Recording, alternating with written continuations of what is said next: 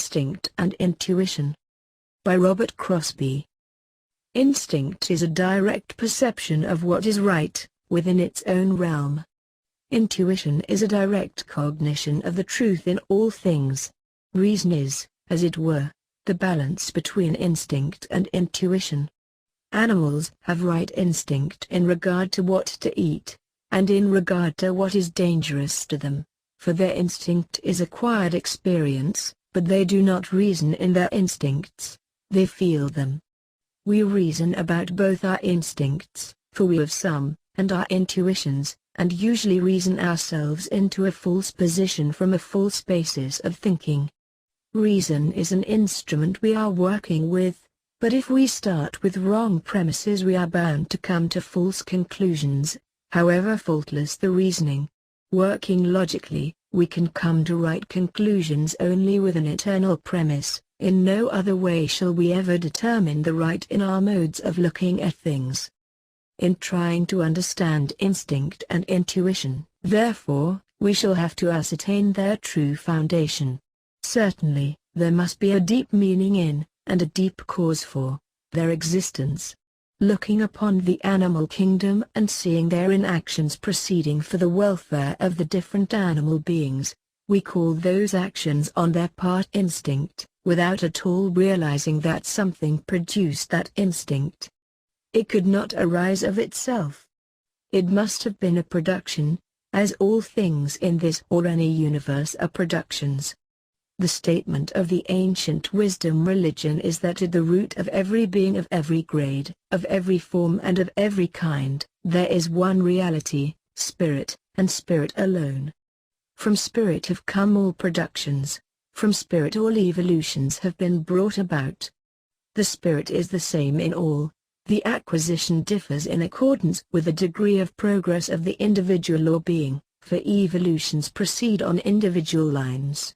All beings are of the same nature, but because the thought, the ideal and the action differ, we find in a great universe like ours many kinds of intelligence evolved from the great root of all evolution, the spirit in each being. All beings below man are evolutions, each in its own degree. Even in the mineral kingdom there is form, whether that form be of a crystal or an atom, it is a spiritual something with a psychic nature, expressing itself according to its own acquired nature.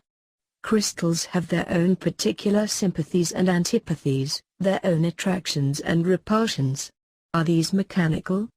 Not in the least. They are inherent instinct, an unerring faculty which is but that spark of the divine lurking in every particle of inorganic matter. If the mineral kingdom did not have a psychic intelligence, man could never use it.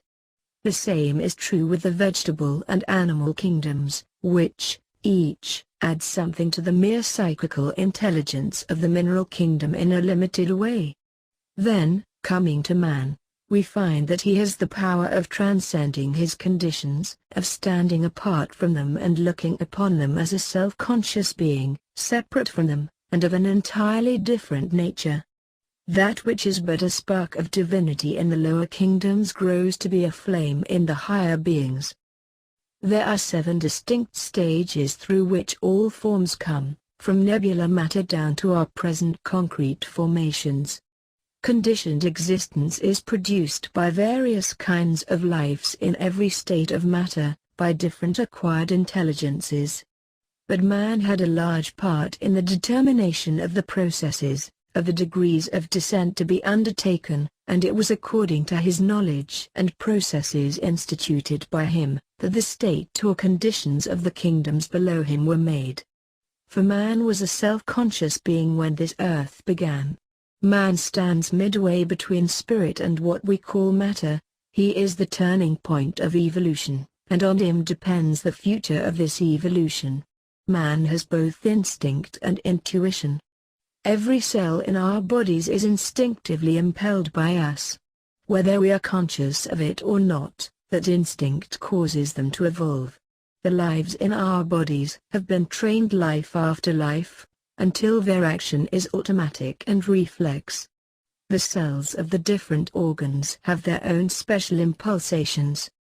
The cells subtract from food whatever is necessary for the composition of the blood, the bones, the various tissues, and the brain, which, too, is made of the food we eat and is changing all the time, like any other part of the body, being in constant dissociation. But the real man is not his body, nor his brain, and it is to the real man that intuition pertains. Both instinct and intuition have been gained in no other way than through observation and experience. All the instinct of animals is a gain in that particular species along the lines of their own growth in intelligence and expression in bodies. So, man's intuition carries with it all the knowledge existing in his real nature. Man has lived lives anterior to this one, not few but many, even on a planet which we inhabited before this earth began, or, rather, before we began with this earth. The many, many experiences gained through many, many lives are still with us. We have never lost them. They are still resident and potentially active in our innermost being, in that real nature of ours which each one of us reaches every 24 hours, when the body is asleep, when the dreaming state is past. There lies intuition, the sum total of all our past experiences. Something comes through occasionally, giving us an inkling of what is the true nature. The voice of the conscience is the outlook of that true nature upon the action which is contemplated. Some people hearing that voice of the silence think God is speaking to them, or that some other outside being impresses them. But, in reality, it came from their own inner nature, was born from and drawn from the accumulation of all past wisdom. It was the voice of their own spiritual nature. The channel through which the intuition may flow may be made clear by any and every one of us. In what way? By desiring to perpetuate the personality. Never, in this nor any other world. There must be a recognition of what, in reality, our personality is. It is not the body, it is the ideas held.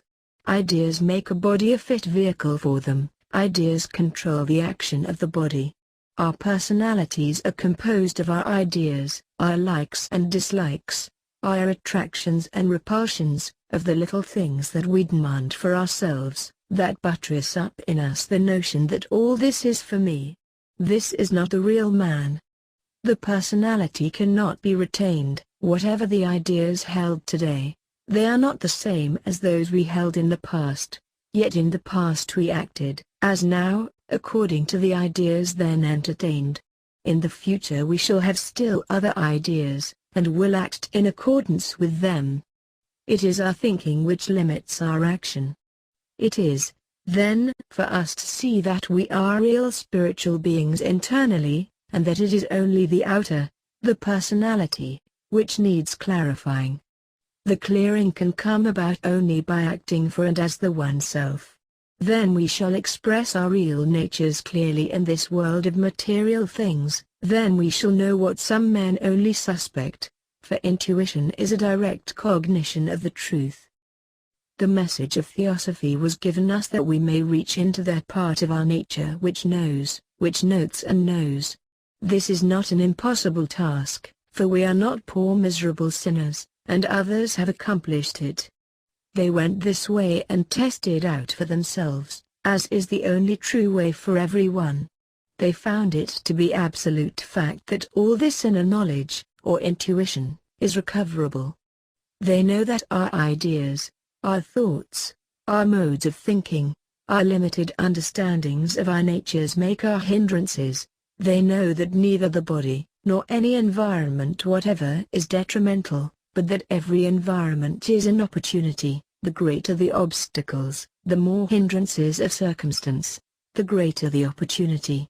If we could but be wise enough, if we could open our eyes wide enough to see, we could learn something from the various instincts perceived in the kingdoms below us. All those beings are proceeding by instinct on that long, long journey which leads to that place where we now are. If we are wise, by intuition we also will proceed on that small old path which leads far away, the path that all the predecessors of all time have trodden. All the beings who have appeared in the world as our elder brothers, divine incarnations, in past civilizations have reached that stage toward which we are now consciously or unconsciously proceeding. Our intuition is not so asleep as we think. It is shining in us all the time. If we will only remove the false conceptions which prevent us now from seeing, those of us who are operating on this side of the dark veil can draw that veil aside and let the light shine through.